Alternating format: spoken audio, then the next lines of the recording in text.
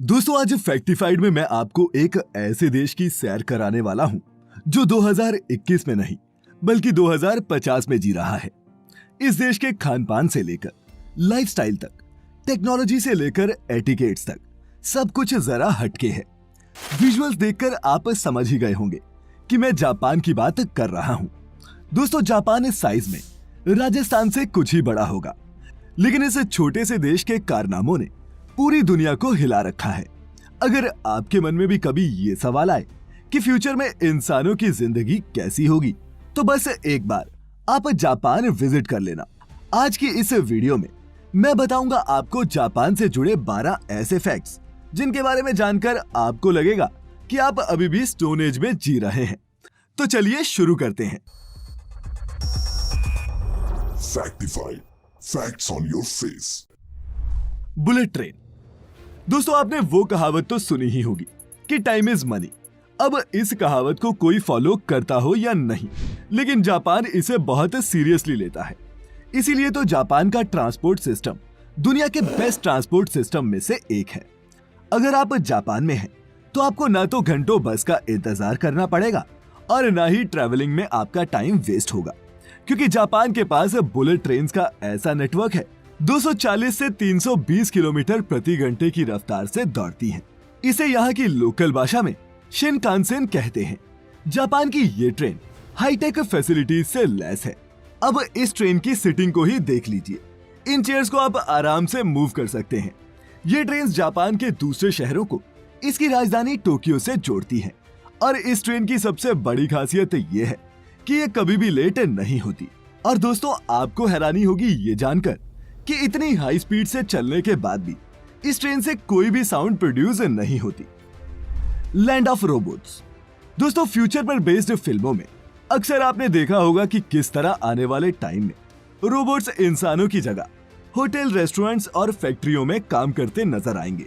लेकिन जापान के लिए ये कोई फ्यूचर नहीं है बल्कि प्रेजेंट है, क्योंकि जापान के ज्यादातर सेक्टर्स में अब रोबोट इंसानों की जगह काम करने लगे हैं। फिर चाहे किसी होटल में रिसेप्शनिस्ट के तौर पर हो या फिर रेस्टोरेंट में वेटर की नौकरी, आपको यहाँ हर जगह रोबोट्स नजर आएंगे। मेडिकल और स्पेस सेक्टर में भी रोबोट्स ने अब काम करना शुरू कर दिया है। कोविड-19 के दौरान जापान के हॉस्पिटल्स में पेशेंट्स की देखभाल के लिए रोबोट स्टाफ भी रखा गया था, जो मरीजों के रूटीन चेकअप से लेकर उनकी देखभाल सब करता था। यही नहीं, जापान स्पेस में भी अपने रोबोट्स बेच चुका है। साल 2013 में ही जापान ने अपना पहला रोबोट एस्ट्रोनॉट स्पेस में भेज दिया था, जिसका नाम किरोबो था। भूकंप के दौरान भी लोगों को ढूंढने और उनकी जान बचाने के लिए जापान में रोबोट्स का बहुत इस्तेमाल किया जाता है। No fat Japanese. दोस्तों क्या ये हैरानी की बात नहीं कि भारी भरकम सुमो रेसलर्स वाले इस देश के लोग बहुत ही स्लिम ट्रिम होते हैं। पर क्या आप जानते हैं कि इसका कारण क्या है? क्यों जापान के लोग इतने पतले होते हैं? तो इसकी वजह है जापान का खाना और खाने के नियम। दरअसल जापानी लोगों की डाइट वेस्टर्न डाइट से बिल्कुल अलग होती है। यहाँ के लोग तला भुना या फिर ऑयली खाना पसंद नहीं करते और ना ही इनकी डाइट में कोई डेयरी प्रोडक्ट शामिल है। यही नहीं, चिकन, मटन और बीफ की जगह यहाँ सी फूड ज्यादा खाया जाता है, जिसमें प्रोटीन और ओमेगा 3 फैटी एसिड्स अच्छी मात्रा में होते हैं। जापानी सरकार ने तो अपने सरकारी कर्मचारियों के लिए कानून भी बना रखे हैं। जापान के मेटाबो लॉ के मुताबिक 40 साल से ज्यादा उम्र के पुरुषों की कमर 33.5 इंच से ज्यादा और औरतों की 35.4 इंच से ज्यादा नहीं होनी चाहिए। और ये स्केल यहाँ के सरकारी कर्मचारियों का मोटापा कंट्रोल में रखने के लिए रखा गया है। और दोस्तों जापान से unique secret for a longer and happy life उनके लाइफस्टाइल में ही छिपा है। उनके इस वे ऑफ लिविंग को बारीकी से समझने के लिए आप सुन सकते हैं कुकू एफएम पर इकिगाई नाम की ये लाइफ ट्रांसफॉर्मिंग ऑडियो बुक, जो आपको मदद करेगी इन फिगरिंग आउट कि लाइफ को पॉजिटिवली कैसे जिया जाए। कुकू एफएम पर ऐसी और भी बहुत सी लाइफ चेंजिंग ऑडियो बुक्स और पॉडकास्ट हैं, जिनका प्रीमियम एक्सेस आपके 1 महीने के मोबाइल रिचार्ज से भी सस्ता है। लेकिन फिर भी अगर आप हमारा कूपन कोड इस्तेमाल करके कुकू एफएम का प्रीमियम सब्सक्रिप्शन लेते हैं, तो आपको 20% का सीधा डिस्काउंट मिल जाएगा। और अगर आप यही सब्सक्रिप्शन 17 से 19 सितंबर के बीच लेते हैं, तो आपको मिल सकता है 50% का डिस्काउंट। दोस्तों सारी डिटेल्स आपको डिस्क्रिप्शन बॉक्स में मिल जाएंगी। High tech toilets. आपके साथ कभी हुआ है कि आप किसी टॉयलेट में गए हो और उसकी हाईफाई टेक्नोलॉजी और क्लीनिंग को देखकर चौंक गए हो?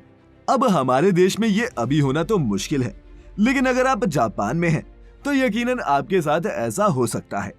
जापान जाने वाले टूरिस्ट यहाँ के टॉयलेट से काफी इंप्रेस हो जाते हैं, और वो इसलिए क्योंकि जापान जैसे मॉडर्न टेक्नोलॉजी वाले टॉयलेट्स आपको किसी भी और देश में देखने को नहीं मिलते। इन टॉयलेट्स में क्लीनिंग फैसिलिटी के साथ साथ seat heater, blood pressure, weight और यूरिन चेकर फैसिलिटी तक मौजूद होती है। इसके अलावा जापानी महिलाएं काफी शर्मीली होती हैं, जो फ्लश साउंड को कवर करते हैं। इसीलिए वुमेन टॉयलेट्स में नॉइज डिवाइसेस लगे होते हैं जो फ्लश साउंड्स को कवर करने का काम करते हैं। Automatic bicycle parking. दोस्तों जापान में जितने लोग नहीं हैं, उससे कहीं ज्यादा साइकिल्स हैं, और एक एस्टिमेट के मुताबिक यहाँ 8 करोड़ से भी ज्यादा साइकिल्स हैं। अब इतनी साइकिल्स हैं तो उन्हें पार्क करने के लिए जगह भी तो चाहिए ना। इसका भी यहाँ बड़ा ही हाईटेक सॉल्यूशन है। यह है जापान की ऑटोमेटिक अंडरग्राउंड पार्किंग। यहाँ साइकिल पार्क करने के लिए लोग मैग्नेटिक कार्ड्स का इस्तेमाल करते हैं। कोड स्कैन होने के बाद ऑटोमेटिक लिफ्ट साइकिल को अपने आप पार्किंग एरिया में ले जाती है और उसे खाली स्पेस में पार्क कर देती है। साइकिल को रिट्रीव करना भी उतना ही आसान है जितना उसे जमा करना। वहीं दोस्तों जहां दूसरे देशों में कार खरीदने के लिए आपके पास सिर्फ बैंक बैलेंस होना चाहिए, वहीं जापान में कार खरीदने से पहले पार्किंग सर्टिफिकेट बनाना पड़ता है। जी हाँ, दरअसल स्पेस कम होने की वजह से जापान में बहुत कम पार्किंग एरियाज हैं, और ये सर्टिफिकेट सबूत होता है कि कस्टमर के पास पार्किंग की जगह है, और अगर ये नहीं है तो आप यहाँ गाड़ी लेने की सोच भी नहीं सकते। Capsule hotel. दोस्तों जापान के कैप्सूल होटल इस देश की टेक्नोलॉजी और फ्यूचरिस्टिक सोच का एक बहुत अच्छा एग्जाम्पल है। ट्रेन मिस हो जाए, या फिर किसी महंगे होटल में रहने के पैसे ना हो, या फिर सिर्फ कुछ घंटे झपकी मारने का ही मन हो, जापान में हो तो इन कैप्सूल होटल में जरूर जाएं। किसी कैप्सूल की तरह दिखने वाले इन होटल्स में सिर्फ बेडरूम स्पेस होता है, लेकिन ये सभी मॉडर्न फैसिलिटीज से लैस होते हैं।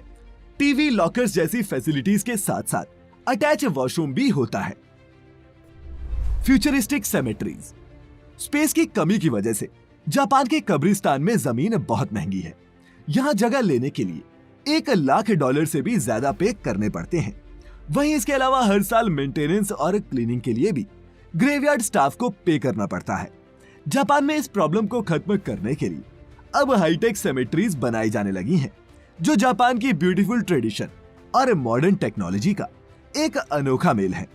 जापान के फेमस हाईटेक सेमेट्रीज में से एक है रूरीडेन, जिसे जापान के फेमस कोकुकुजी बुद्धिस्ट टेम्पल के पास बनाया गया है।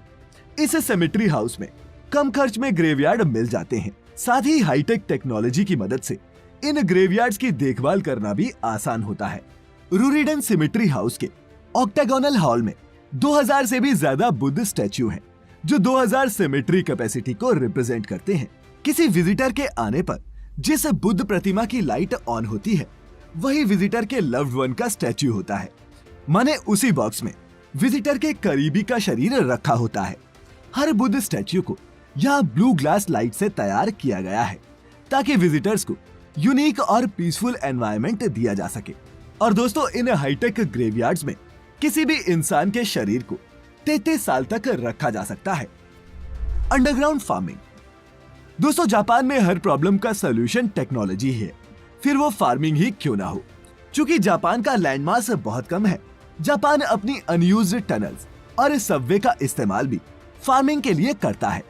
क्या आपको यकीन होगा कि जापान के मार्केट में मिलने वाली ये एक्सपेंसिव और हेल्दी वेजीज यहाँ की टनल्स और अंडरग्राउंड एरियाज में उगाई जाती हैं।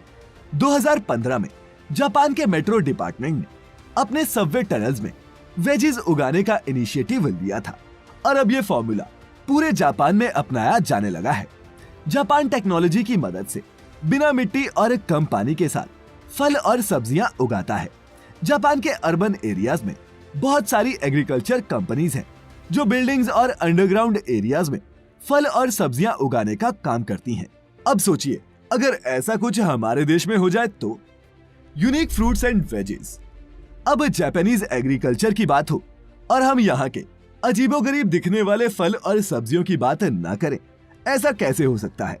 जापान के क्यूब शेप्ड वाटरमेलन्स तो आपने भी देखे होंगे, लेकिन क्या आप जानते हैं कि जापानी इन क्यूब शेप वाटरमेलन्स को कैसे उगाते हैं? अगर आपको लगता है कि इसके लिए ये जापानी कोई केमिकल फार्मूले का इस्तेमाल करते हैं, तो आप दोस्तों गलत हैं। जापान के लोग ये वाटरमेलन्स को क्यूब शेप देने के लिए क्यूब मेटल बॉक्सेस का इस्तेमाल करते हैं, जो फार्मिंग के दौरान इन वाटरमेलन्स को ये शेप दे देते हैं। इस फार्मूले को 1978 में जापान के एक ग्राफिक डिजाइनर टोमोयुकी ओनो ने इन्वेंट किया था और अब इस फार्मूले के दम पर यहाँ के फार्मर क्यूबिक शेप वाटरमेलन्स को रेगुलर वाटरमेलन से 3 से 4 गुना ज्यादा दामों पर बेचा जाता है। Digital girlfriends. दोस्तों, बिजी लाइफ की वजह से जापान के लड़के शादी या फिर रिलेशनशिप में आना पसंद नहीं करते और ऐसे लड़कों के बीच जापान में डिजिटल गर्लफ्रेंड काफी पॉपुलर है। लव प्लस नाम की एक जापानी कंपनी यहाँ के मर्दों को ये सर्विस देती है। ये वर्चुअल गर्लफ्रेंड एक एनिमी कैरेक्टर होता है जो हर तरह के इमोशन को समझती है। यहाँ तक कि इनमें रोमांटिक फीचर्स भी एडेड होते हैं, जिनकी वजह से इन डिजिटल गर्लफ्रेंड्स की डिमांड और भी ज्यादा बढ़ रही है। जापानी आदमी इन वर्चुअल गर्लफ्रेंड्स को डेट करते हैं और ट्रिप पर भी लेकर जाते हैं, जहां इनकी गर्लफ्रेंड तो वर्चुअल होती है, लेकिन इनका खर्चा रियल होता है। Cleanest country Japan. दोस्तों, जापान अपने नियम कानूनों को लेकर बहुत ज्यादा स्ट्रिक्ट है। कूड़े का डब्बा भर जाने के बाद अक्सर आप उसे अपने घर के बाहर रख देते हैं, ये सोचकर कि जब कूड़ा उठाने वाली गाड़ी आएगी वो अपने आप ये कूड़ा ले लेंगे। लेकिन जापान में ऐसा करना जुर्म है। जापान में आप गाड़ी के आने से पहले कूड़ा बाहर नहीं रख सकते। अगर कोई ऐसा करता है तो उसे फाइन भरना ही पड़ता है। इसके अलावा साफ सफाई की अहमियत बचपन से ही स्कूलों में किसी सब्जेक्ट की तरह पढ़ाई जाती है। आपको जानकर हैरानी होगी कि जापान के स्कूल्स की सफाई कोई सफाई कर्मचारी नहीं, बल्कि यहाँ पढ़ने वाले बच्चे खुद करते हैं। Futuristic museum. दोस्तों, हम जब भी किसी म्यूजियम में जाते हैं तो हमें वहाँ या तो हिस्टोरिकल चीजें देखने को मिलती हैं या फिर साइंटिफिक। लेकिन क्या हो अगर आप किसी म्यूजियम में जाएं और आपको वहाँ हिस्ट्री नहीं बल्कि फ्यूचर की दुनिया देखने को मिले। अब दुनिया के किसी और देश में ये होना पॉसिबल हो या नहीं, लेकिन अगर आप जापान में हैं तो ये बिल्कुल पॉसिबल है। जापान का मिराइकन म्यूजियम ह्यूमन इंजीनियरिंग और इनोवेशन का नेक्स्ट लेवल है। इस म्यूजियम में ह्यूमन स्टाफ से कहीं ज्यादा रोबोट स्टाफ है और यहाँ एंट्री गेट पर मौजूद गार्ड से लेकर टूर गाइड तक सब रोबोट हैं। म्यूजियम में हर सर्विस मशीनों के जरिए ही ऑपरेट होती है।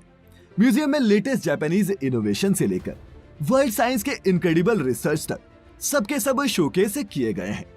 दोस्तों, ये सब देखकर क्या आपको नहीं लगता कि ये देश 2021 में नहीं बल्कि 2050 में जी रहा है? आप क्या सोचते हैं? नीचे कमेंट्स में हमारे साथ जरूर शेयर करें। मैं फिर लेकर आऊंगा ऐसी ही एक और मजेदार और इंफॉर्मेटिव वीडियो। तब तक खुश रहें, अपना अपने चाहने वालों का ख्याल रखें और वीडियो पूरी देखने के लिए आपका बहुत बहुत शुक्रिया।